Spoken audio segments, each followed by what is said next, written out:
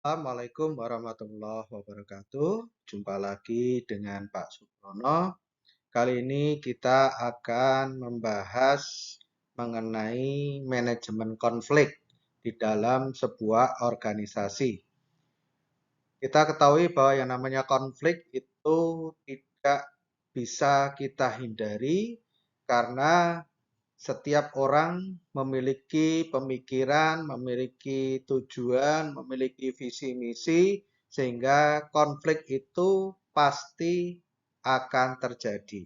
Hanya bagaimana konflik itu bisa memberikan kontribusi yang positif kepada organisasi. Mengapa? Karena konflik itu sendiri adalah situasi di mana dua atau lebih pihak memiliki perbedaan pendapat, memiliki perbedaan kepentingan, atau tujuan yang saling bertentangan. Oleh karena itu, perlu kita arahkan sesuai dengan visi, misi, dan tujuan dari organisasi tersebut. Nah, sekarang kita kenali terlebih dahulu jenis-jenis konflik. Yang pertama adalah internal konflik. Internal konflik ini konflik yang terjadi di dalam diri individu. Seperti konflik antara keinginan dan nilai-nilai atau konflik antara emosi yang bertentangan. Jadi, untuk internal konflik ini konflik yang berada di dalam diri masing-masing orang.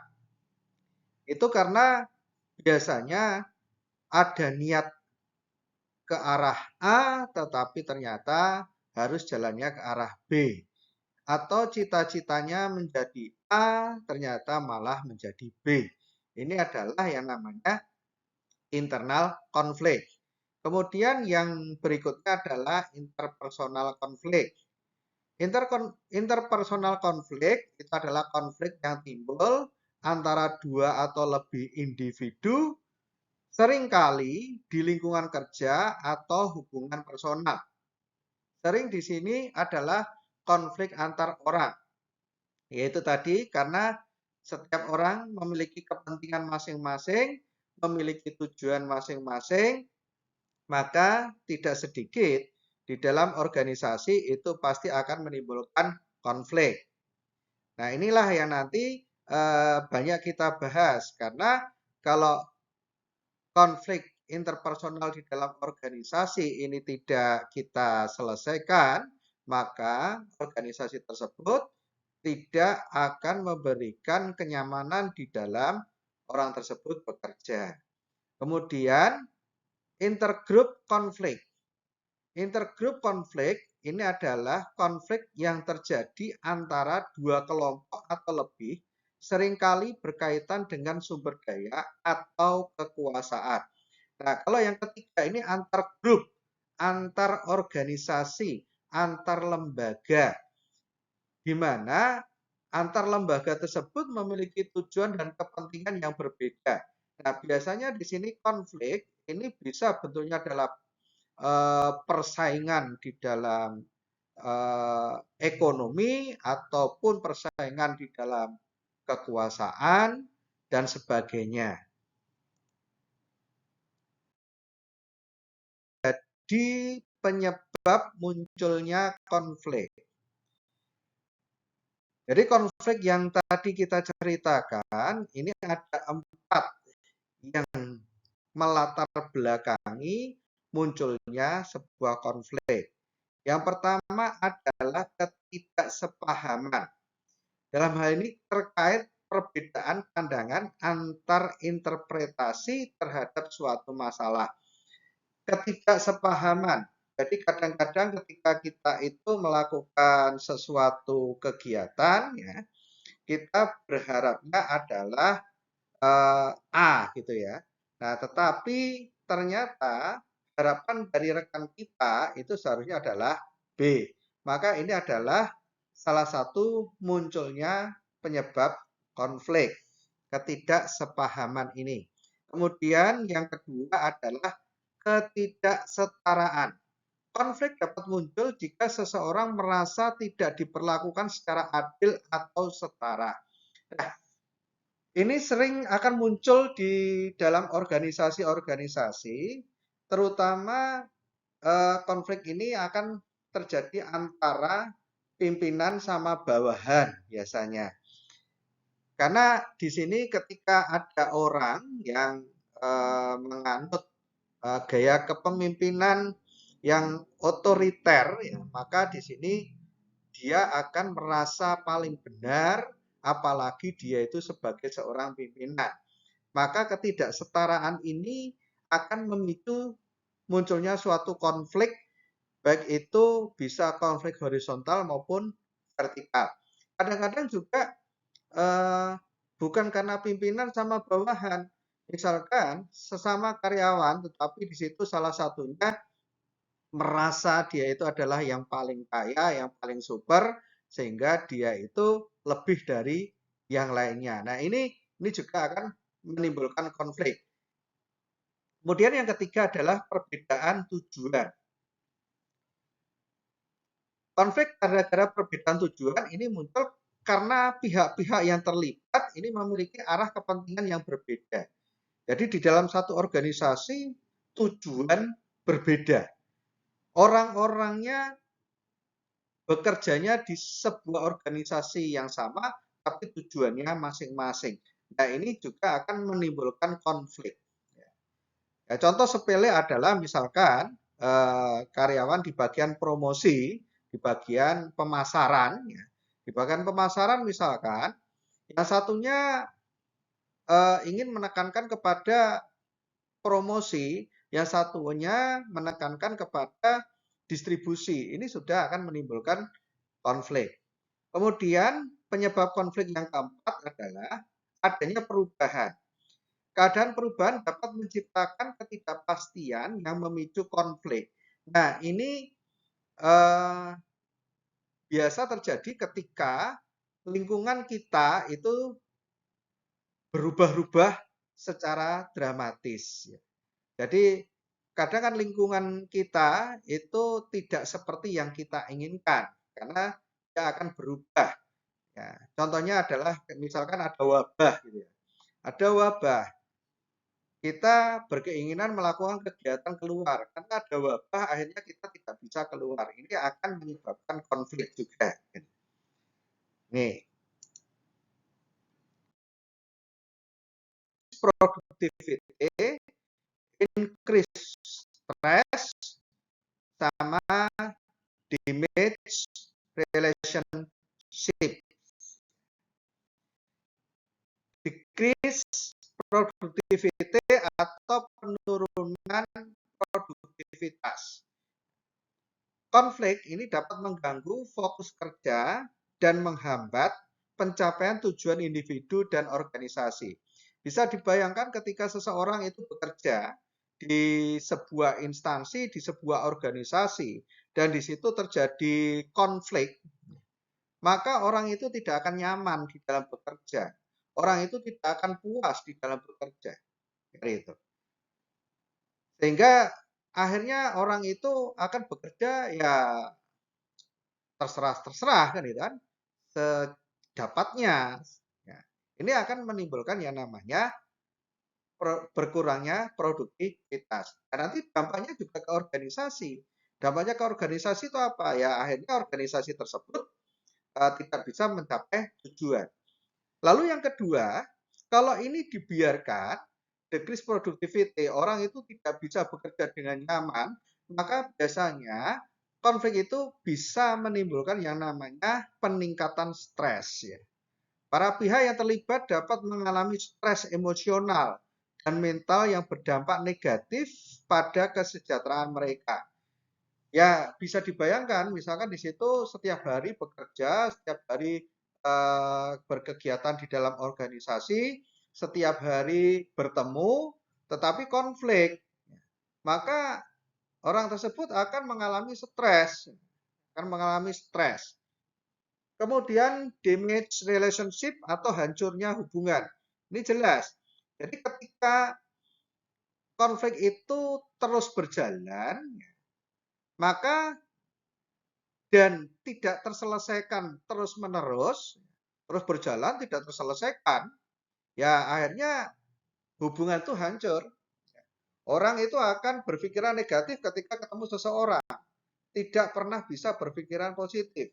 Sehingga kalau dalam bahasa lain tali silaturahmi itu akan menjadi putus. Konflik. Ada beberapa tahap di dalam penyelesaian konflik. Yang pertama adalah identifikasi konflik. Nah, di sini di dalam identifikasi konflik ini kita harus mengidentifikasi pihak-pihak terlibat itu siapa saja. Lalu sumber konfliknya itu apa? Kita kita korek secara jelas apa yang menyebabkan munculnya konflik tersebut.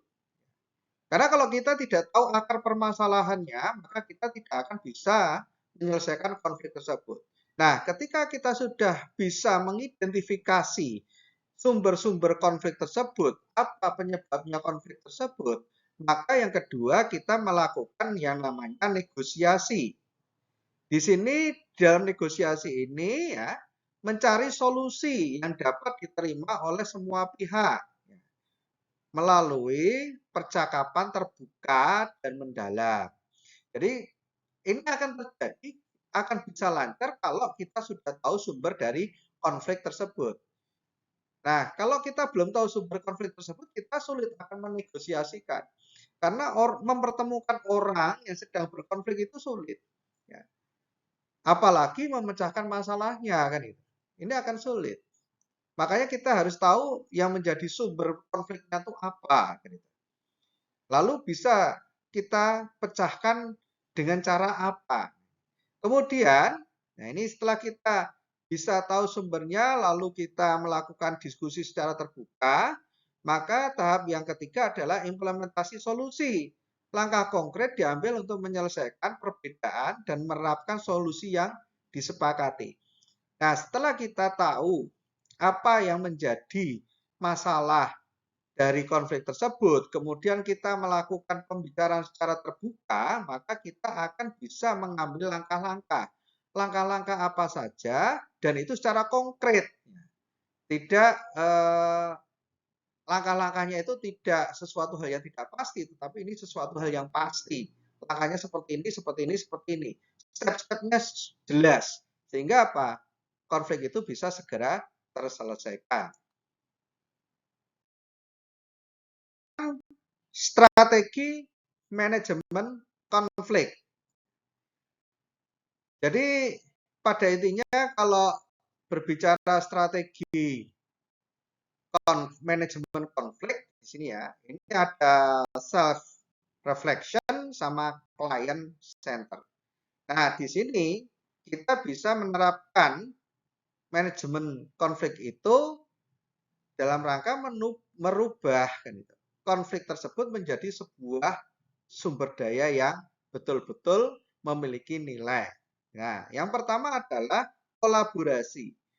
Di sini mempertimbangkan kebutuhan seluruh pihak dan mencari solusi bersama yang memberikan manfaat bagi semua. Jadi ketika ada perbedaan-perbedaan, ini biar menjadi sebuah sumber daya, maka tidak dimunculkan sebagai suatu perbedaan, tetapi dimunculkan sebagai suatu solusi bersama alias menjadi sumber daya yang sangat bermanfaat.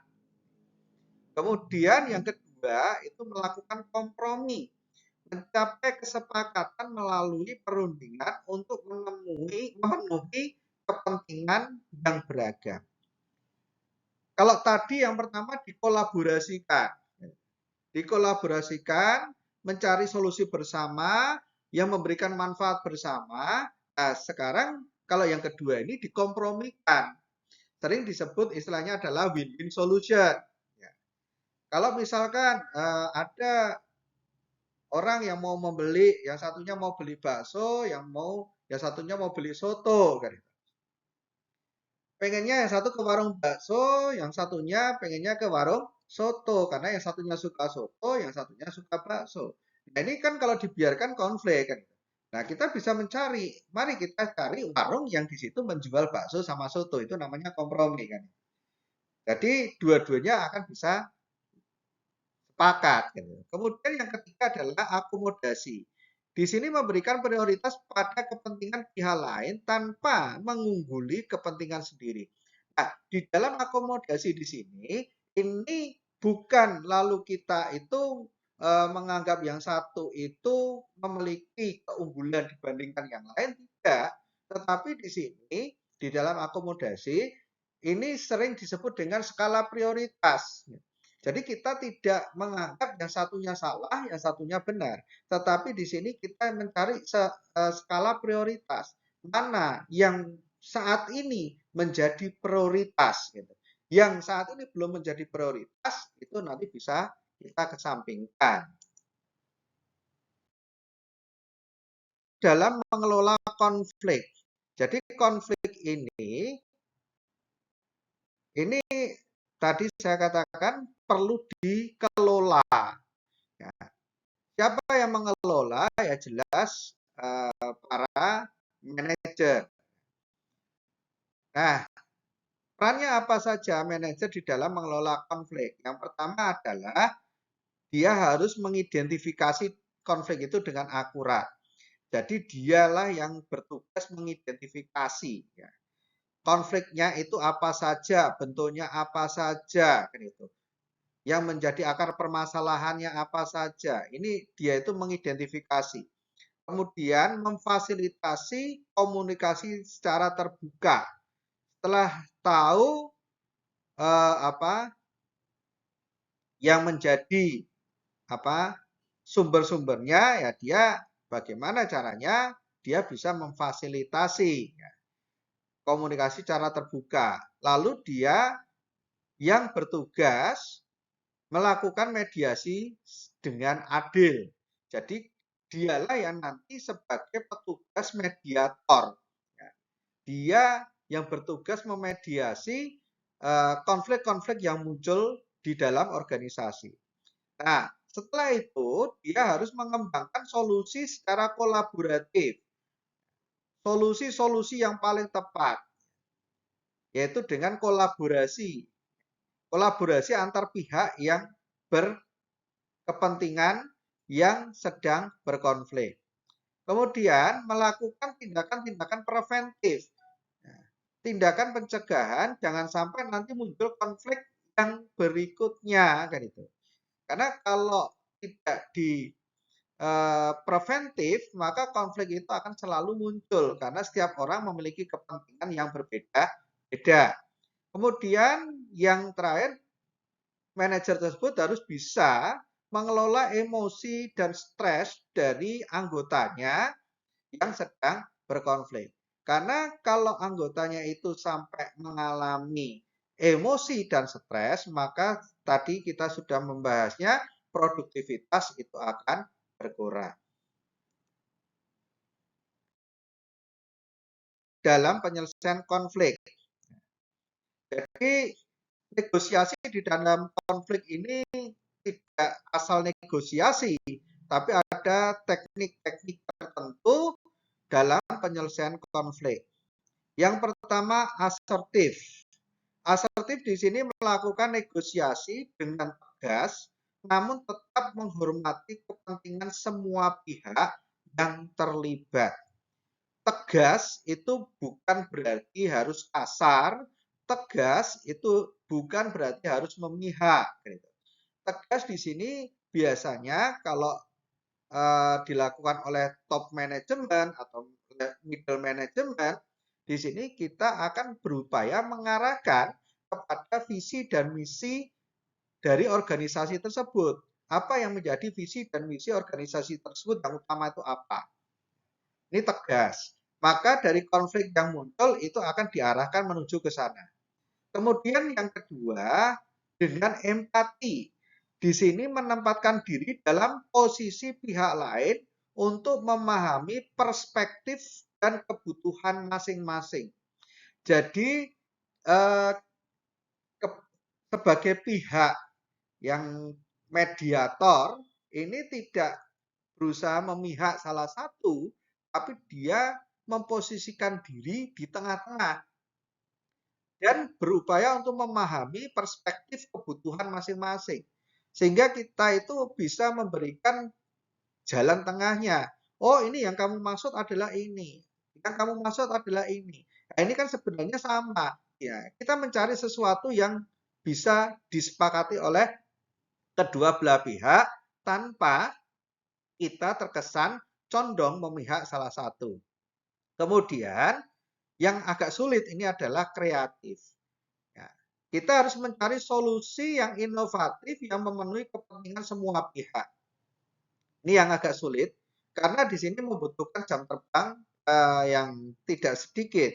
Karena kreatif ini kita harus mencari celah, ya, mencari celah yang paling nyaman di dalam kita menyelesaikan sebuah konflik. Karena ketika celah tersebut sangat sulit untuk digapai, maka yang terjadi malah kita cenderung akan dianggap memihak ke salah satu orang.